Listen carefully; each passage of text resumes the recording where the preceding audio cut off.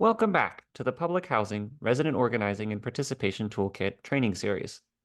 The training series is designed to walk public housing residents through how to organize and run a successful resident council so that you can improve your housing and community.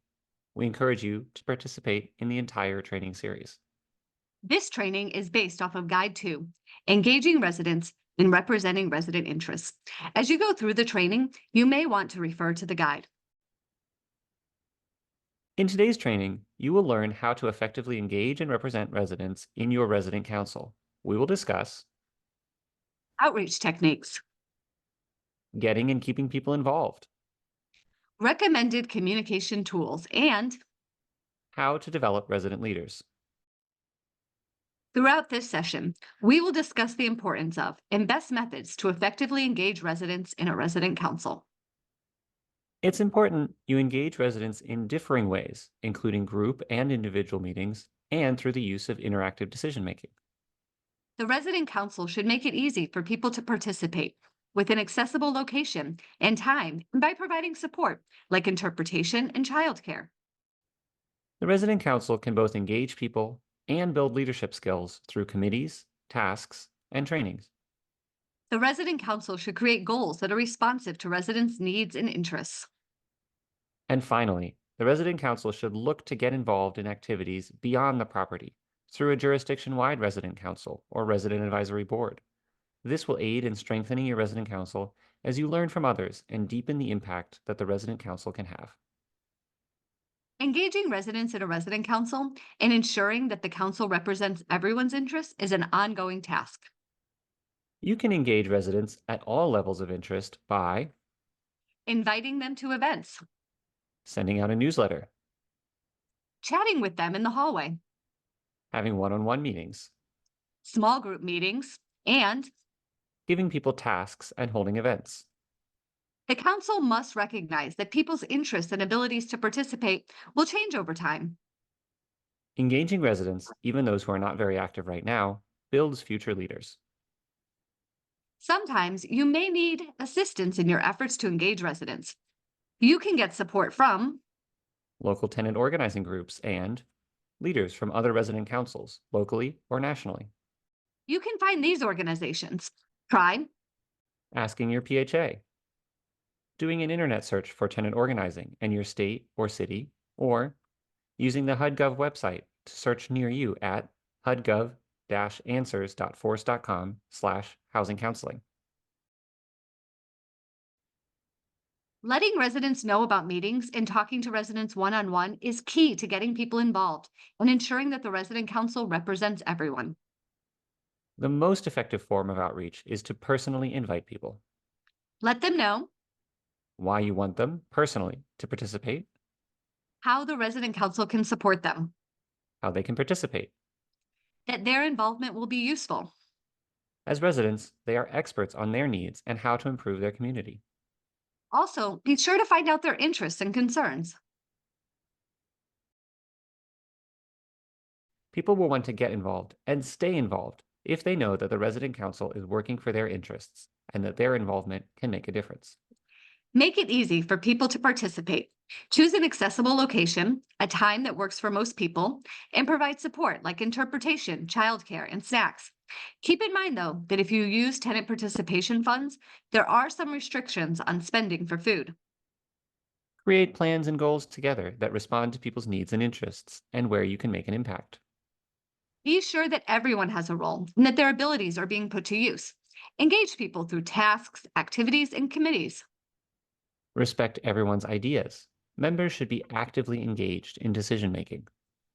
Make meetings welcoming and enjoyable.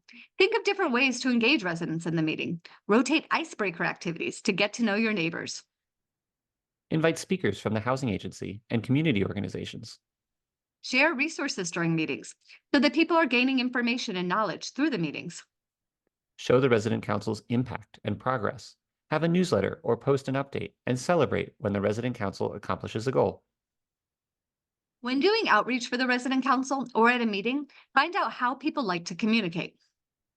Consider forming a communications committee to keep residents informed.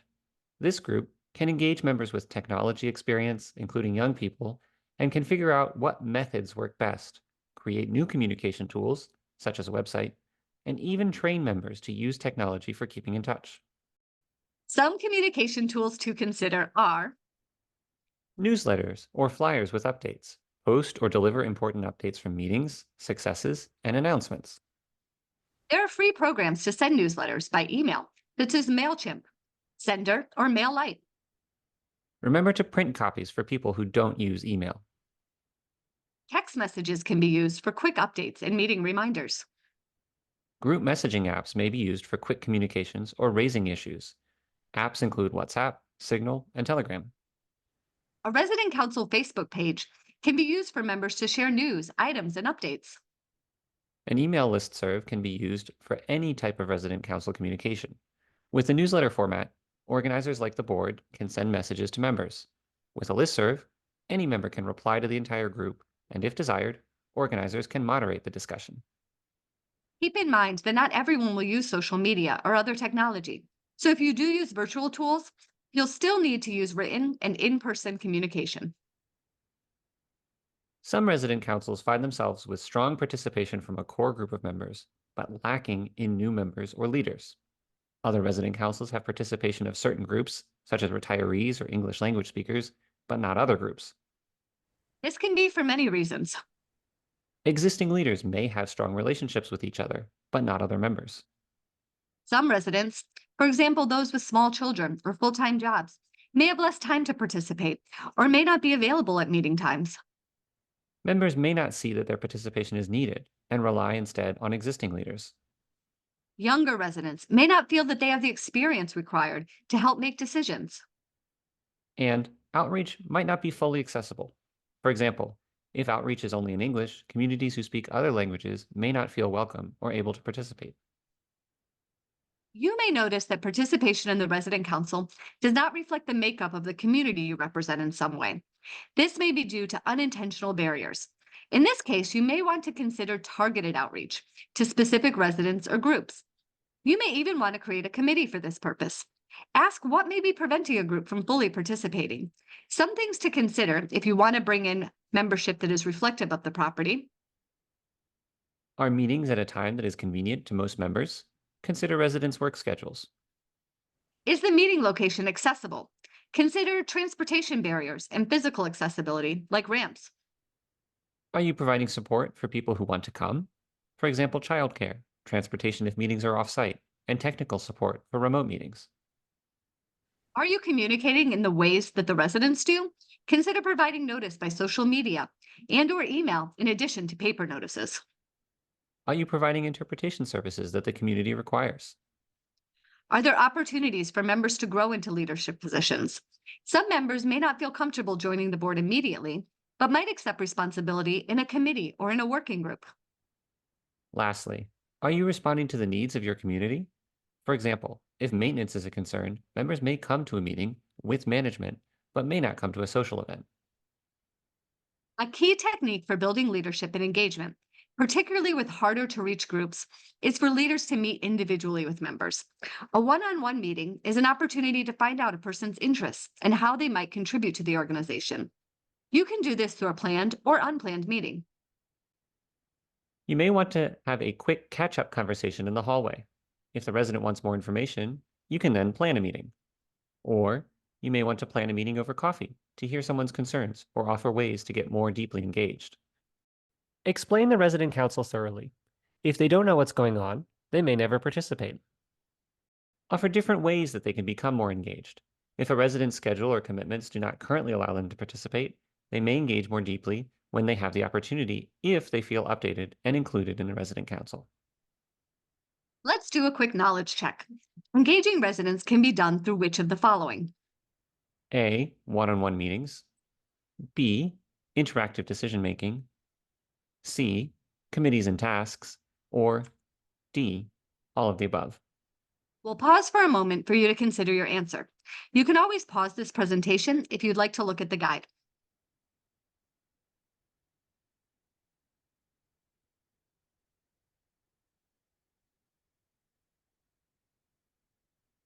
The correct answer is D.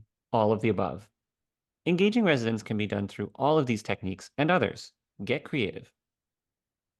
Which of the following is the most important consideration for supporting participation in the resident council? A. Cab fare. B. A stipend. C. An accessible location, time, and support like interpretation and childcare. Or D. Food at the meeting. We'll pause for you to think about your answer.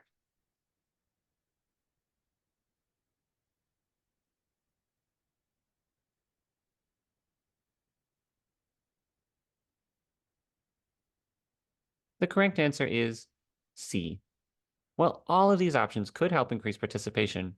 Ensuring your meetings are accessible in terms of location, time, language, and other support is the most important. An effective resident council should do what? A. Fundraise. B. Meet the needs of the community. C. Have a popular leader. Or D. Have a strong social media presence. Again, we'll pause for a moment for you to think about your answer.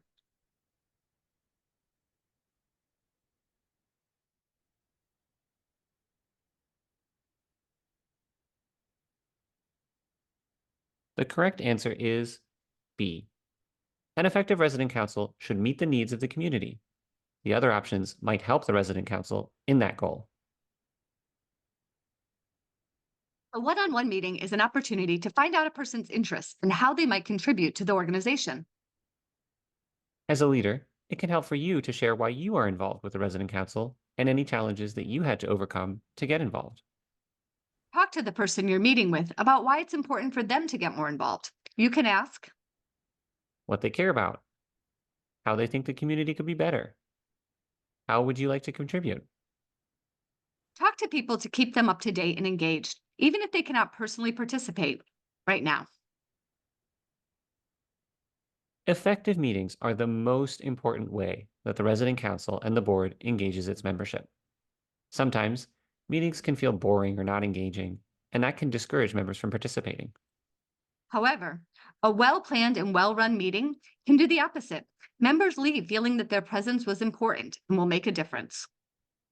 Meetings can also provide opportunities for leadership development. For example, someone considering running for a board position might be delegated responsibilities like presiding over a meeting, or shadow or support a board member during the meeting. For more ideas on running and engaging meetings, see Guide 3, Holding Effective Resident Council Meetings, in the Toolkit or in this training series. Outreach before meetings is an important way to engage residents. If they are not aware of a meeting, they won't come.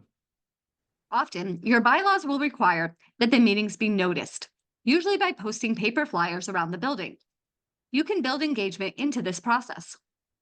Don't just slip flyers under doors. Knock and have a conversation to individually invite people, or catch people in the hallway as you are posting flyers. Even if they can't come, ask them what's important to them, and make sure they know that their presence is always welcome. Ensure that there are no barriers to someone's attendance. Ask what would help them to be able to attend in order to eliminate these barriers. Send an email or a text to be sure people have all the information they need for the meeting. And 30 minutes before the meeting, knock on every door in the building and remind people it's meeting time. If your building is large, floor captains may take responsibility for this task. Having floor or building captains also builds leadership. Group identity increases a person's sense of belonging to a particular group. Strong organizations have a group identity that members connect with and are proud of. Some ways to do this are to Create a mission statement for the organization. Include it on your flyers. Write it on the bulletin board and say it at the beginnings of meetings. The statement should convey why the group comes together. create a group vision. This works well as a small group activity where the groups draw or use pictures cut from magazines to show what the organization will create together. Hang these in a prominent place or bring them out during meetings. Have a motto for the organization that says who you are and why you come together. This is something that everyone can say at the end of meetings, or it can be put on your outreach materials. Put up a timeline that shows the organization's accomplishments and future goals. At meetings, mark progress on the timeline. Let's do another knowledge check. A resident council's outreach plan should include A. Flyers. B. One-on-one meetings. C. Technology such as email and text. Or D, all of the above? We'll pause while you consider your answer.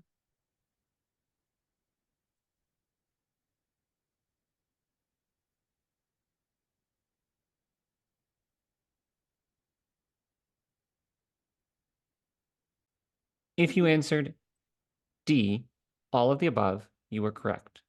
All of those are components of a good outreach plan. What are some of the reasons resident councils fail to attract new members? A, potential members do not see that their participation is needed. B, newer residents may not feel that they have enough experience. C, outreach is not fully accessible in the languages that residents speak. Or D, all of the above. We'll pause for you to think about your answer.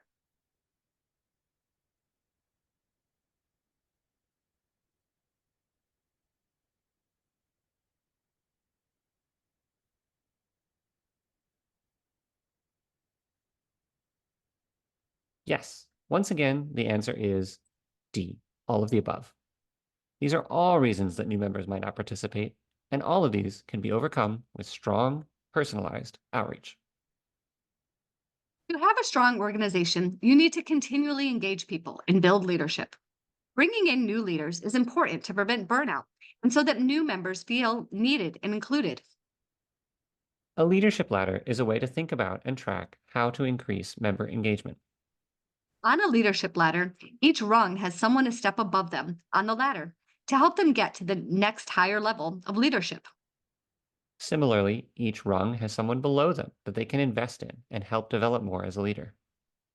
It's everyone's responsibility to increase membership, bring in and support emerging leaders. Engagement on a leadership ladder is noted on a scale of 1 to 5. Fives are aware of the organization, but they don't participate. Everyone at the property should at least be a five. Fours are interested in the organization, but generally do not participate. Invite them personally and find out what their barriers to attending are. Threes participate, but are not consistently engaged. Find out what they would like to do in the organization. Can you invite them to join a committee, be a floor captain, or have a role at the meetings? Twos are committed to the organization. They come to nearly every meeting and event, but are not in a leadership role. Invite them to take on more leadership, chairing a committee, organizing an event, or conducting outreach. Find out their interests and if there is training that they need. They are likely the next board members. And ones. Ones are board members or other leaders. One should be regularly working to move others up on the leadership ladder. Effective resident councils engage the most people when there are tasks and roles where people can participate, gain experience, and build their skills. Common tasks and roles include Committees. Residents can gain leadership skills by taking responsibility for a committee or actively participating. Some common committees include management, resident relations, security, senior issues, children and youth activities, fundraising, social events, leadership development and recruitment. working groups. These are time limited groups for specific projects, such as gardening, event planning, and voter registration. Activities. Volunteers could take on planning an event, such as the National Night Out Against Crime or a coat giveaway. Tasks. Members can take on tasks in meetings, such as a timekeeper or managing the sign in table, or a task for the organization, like finding a speaker for the next meeting. Residents will be most engaged when They are part of deciding the organization's goals and strategies. they believe that what the group is working for is necessary, important to them, and a way that they can make a difference. They see progress in big long term goals and also accomplishments with shorter term, smaller goals. This way, people will readily see progress and know that the organization and their efforts are having an immediate impact. Resident councils with goals, both long and short term, will want to map out a plan to achieve them. Start with your goal. What would it mean to win? That's your goal. How will you win improvements in people's lives? What are short term or interim wins on the path to the bigger win? Organizational needs. What does the organization need to win? This could be people, money, information, or something else. Who do you need to bring in? Is there training or support you need? And what do you already have? Who else can support? What other organizations care about your issue? Who else would benefit if you win? Opponents. Who are your opponents? What will your victory cost them? How might they oppose you? Targets. Who has the power to say yes to what you want? That's your target, the person you're trying to influence. A secondary target is someone who could convince the decision maker to say yes. The target is a person with a name. Housing agency is not the target, but the director of the housing agency could be. Tactics. What can you do to get the target to say yes? This might include calls, emails, meetings, media, a public action, hearings, negotiations, etc. Figuring out the answers to these questions should be a group process. It may take multiple meetings to figure this out. You may need to consult others or do research between meetings. This process comes from the Midwest Academy, a national training institute for organizers. In any organization, some conflict is normal. It's important, though, to deal with conflict in constructive ways, to allow people to be heard, and to come to solutions. Some tips for dealing with conflict include Deal with conflict sooner than later. If the conflict is heated, though, you should wait until people are not angry. attempt to address conflicts in person when possible, not by email. Stay positive and keep the focus on specific issues and solutions. Ensure that there is time for people to be heard in meetings. Often, conflict comes from people feeling that they are not being listened to or that their input doesn't matter. Create meeting guidelines. For example, no personal attacks and one speaker at a time. Have members help come up with the guidelines and post them during each meeting. Posting the guidelines will help members to maintain and enforce the guidelines. Promote team building and bonding.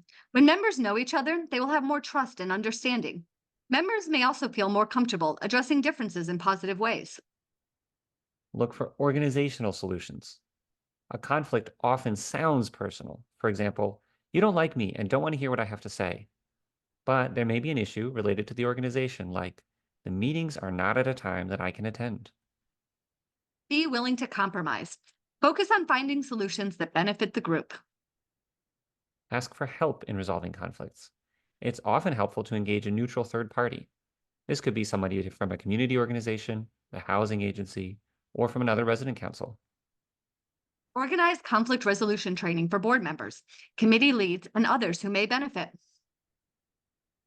Some local governments or community organizations have conflict and dispute resolution centers that can offer free or low-cost training. Tenant participation funds can be used to support this kind of training. For example, in St. Paul, Minnesota, the resident councils receive training from the Minnesota Dispute Resolution Center. You can do research to find a similar agency able to provide this service for you and your resident council.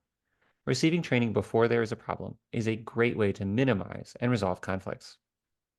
For more information, you can access Guide 6, Partnering with Local and Community Organizations, in the Toolkit and in this training series. You may want to get your resident council involved in activities beyond your housing development. HUD promotes resident participation and the active involvement of residents in all aspects of the housing agency's mission and operation. You should not feel limited in the ways that your resident council can get things done. When members get involved with the organizations and activities beyond their own resident council, they will often build their leadership skills and learn best practices and tips to strengthen their own organization. One way to do this is to start or get involved with a jurisdiction-wide resident council.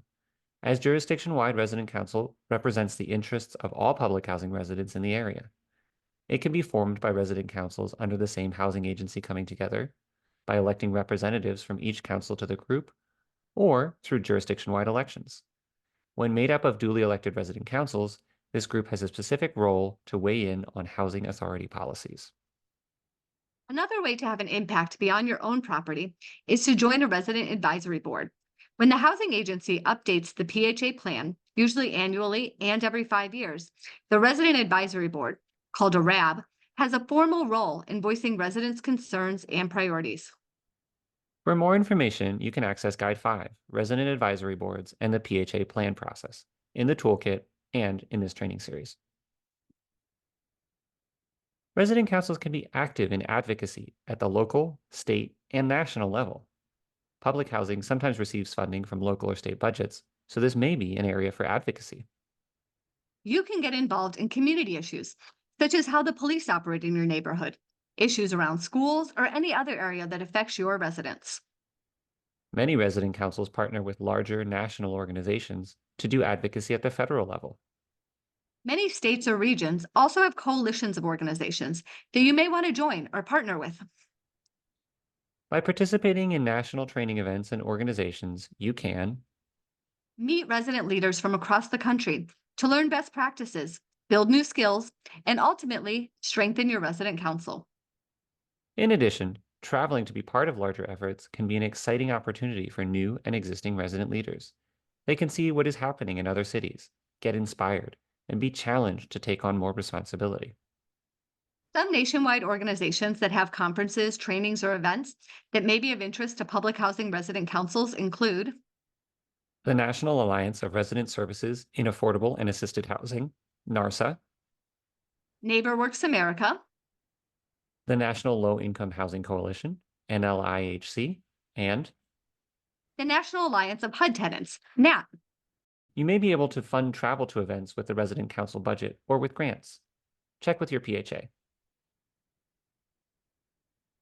Let's do another knowledge check. In order to resolve conflict, the resident council should A. Remove members who disagree with a group. B. Ensure people are heard in meetings. C. Deal with issues internally and not seek assistance. Or D. Issue ultimatums. We'll pause while you consider your answer.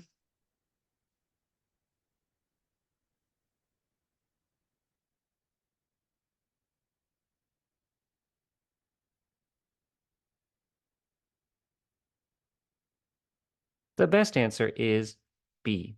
Ensure that people, even those who disagree with a group, are heard in meetings.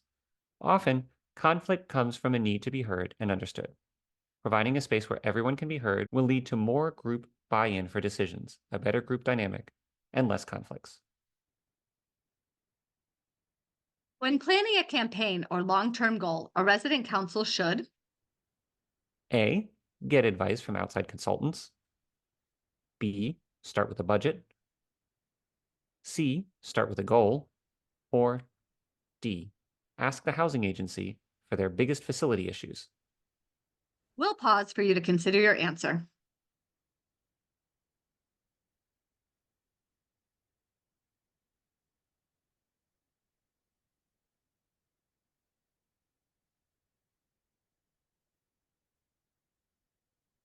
The answer is C.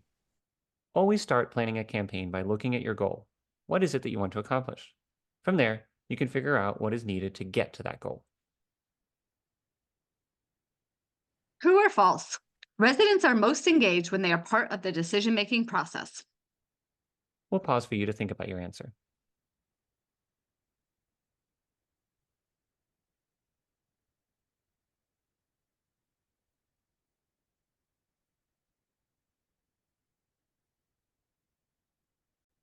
This is, of course, true. When residents are part of making decisions, they will be much more invested in carrying out those decisions. This is a sample script for inviting people to a resident council meeting. This can be used to train and prepare members to do door-to-door outreach to their neighbors for the first time. You can adapt this script for your needs, and then use it to practice before doing outreach. Using this script, I might say, Hi, my name is Sarah, and I live in apartment 12. I'm here to invite you to attend a resident council meeting. ask the person questions to engage them and learn about what they are interested in. You could ask, How long have you lived here? Have you ever attended a resident council meeting before? Is there anything that you would like to see improved here at the property? Are you interested in being more involved here? tell them about why the resident council is forming or what it's currently working on. You could say, We are joining together to work to improve our quality of life here. Personally, I'm interested in working to bring new services for seniors to the property. then make sure to directly invite them to attend a meeting. Say, Would you be interested in coming to our next resident council meeting? We'll be meeting on Tuesday at 6:30 in the community room. Can I take down your name and your phone number to follow up with you for the meeting? if they are very interested, You can ask them to support in additional ways. You could say, Do you want to help us plan the first meeting? Would you be able to help us do outreach in your building? we'll now watch a video to show how the script could be used doing door to door outreach.